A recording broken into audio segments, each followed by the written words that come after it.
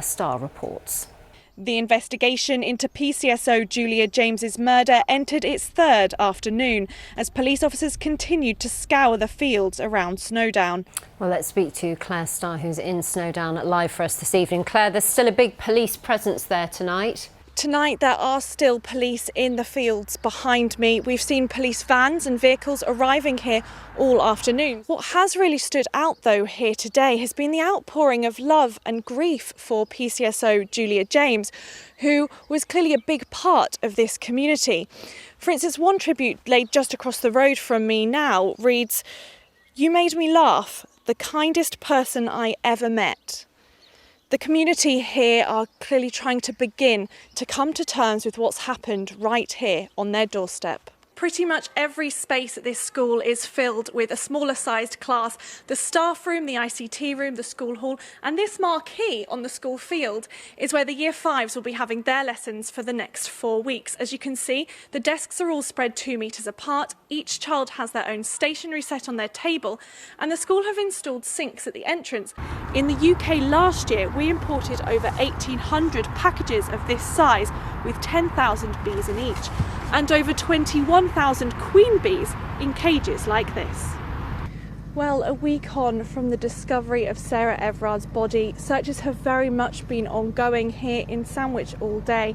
Today we've seen police activity based around an old yard adjacent to the rope walk and waterway that run through the centre of town, where searches are now entering their 4th night. It's in laybys like this one, just outside of Canterbury, that if lorry drivers stop for more than 45 minutes, they could now be clamped. And since the restrictions began just over 7 weeks ago, 1,098 of them have been.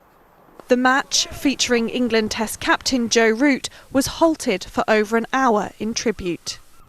This match was always set to be unusual. Normally, especially on a bright and sunny Saturday afternoon like today, these seats would have been filled with spectators. It is this complete roller coaster of emotions that actually is completely uncontrollable. It's not an easy journey whatsoever. What would you say to people who say you just simply have to be patient? We're in the middle of a pandemic. How long do you have to be patient for? It'd be very easy to fall over. There's no signal down there. There's no help. You can't get any insurance down there. But what would you say to someone who says that actually this is incredibly risky, and how can you even consider doing this? Well, in the last 4 months, nobody has injured themselves at all because we're very safety conscious. A lot of these graves are forgotten and abandoned, and you look at their history, you look at what they've done and what they've done for this country all those years ago. Husband was at Dunkirk in Korea, and so many, all these brave soldiers have done their bit for the country in the past. Will you have to come back and clean them again?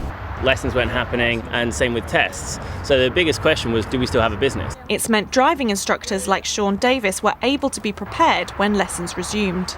It's helped me a lot with financially. It's very much helped me have a full diary. A lot of people are looking to shop local, and with shopping local you can often get fresh produce like milk, bread, vegetables and things. Claire Starr, BBC South East Today, near Lewis.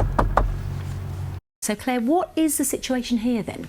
So we're actually still doing relatively well, but let's put us into context. So these are the number of new cases per 100,000 people, and the highest local authority with this is Burnley at 327.3, whereas the England average is 57.3. So clearly Burnley is a cause for concern.